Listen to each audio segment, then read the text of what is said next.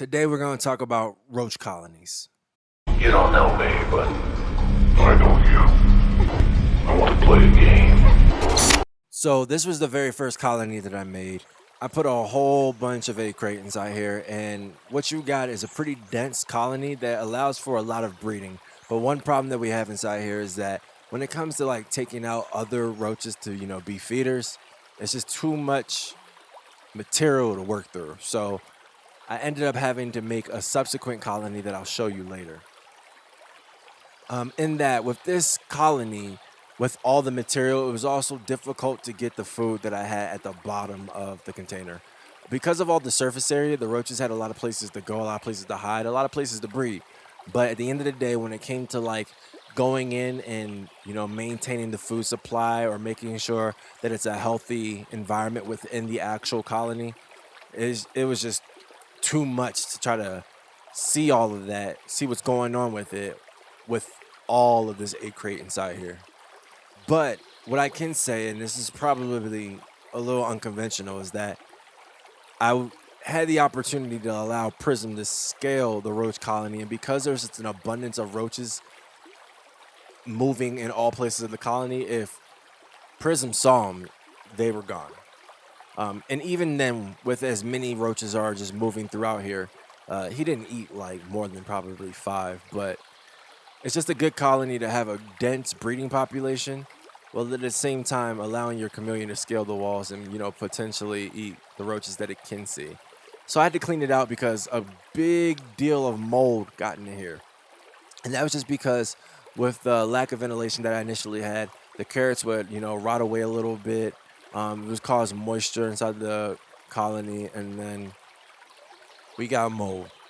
So I ended up having to take all this egg crate out, especially the ones that got super wet or got contaminated with mold. I just took those out and threw those away as well. So I lost a bit of roaches, but nothing too dire that it can't come back from. But the whole idea here was to take everything out, re-clean this all up, and then break this roach colony into my second roach colony. So this is the second colony. I'm actually making this as I'm speaking to you. But yeah, that's what we have here. So it's the same thing as the other colony, but what I've decided to do is take about half of the material that I had inside the first colony and put it into 2 different colonies. So basically, I took the bulk of everything and split it between 2. With this colony, it's a lot less dense. It's much easier to grab feeders out of it. It's so much easier to see the progress of the breeding cycle with these roaches. However, the breeding cycle is not as quick as the first colony that I showed you. With this, it's also easier to manage the food. If food tarnishes or it spoils, I can easily remove it rather than having to look through all of the material to figure out where all of it is. I suggest using one of these colonies if you're trying to build a roach colony, but at the same time, you're trying to create feeders. This is the easiest, most manageable way to me. But so with that being said, let's just move on to the third colony.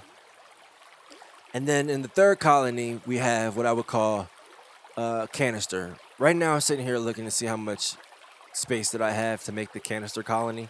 But the best part about this is sporadically releases nymphs into the vivarium. But the problem is that most of these nymphs or smaller roaches don't get an opportunity to get large because Prism eats them all. And you'll see that with one of my breeder female roaches that got out. But yeah, that's just what happens with this. But the best thing about a Cannister colony is that if you're going to be away on a vacation for a little bit, you can put a good amount of roaches inside this small spot. They'll breed to some degree, but it also will release roaches sporadically throughout the amount of time that the canister is inside there. And if you decide to breed roaches inside this Cannister colony, you'll actually notice that they'll have the opportunity to escape if you make it the way that I make it. And I'll show you that in a subsequent video. But you're not having to always introduce food into the colony. But like I said, again, when it comes to this Cannister colony, it's not meant to, be like a feeder colony for your reptile. It's more or less just like a supplementation for free range feeding, if you will. Here is where I was seeing how much space it would take up within this Peace Lily's pot. And then from here, I'm going to add the food, and then I'm going to put holes in the top. Roaches don't need a lot of space to breed, and actually they do better when they're like in more cramped environments. So this will be good for maybe, truth be told, probably 3 female roaches, maybe 2 males or 1 male, depending on how you like your breeding population to be. But this is enough space for all of that. And then as they breed, you'll be able to always see the food while it's inside of the vivarium, and it's also easy to manage. Instead of messing with the roaches, you literally just go there and just take out the food. You don't know me, but I know you. I want to play a game.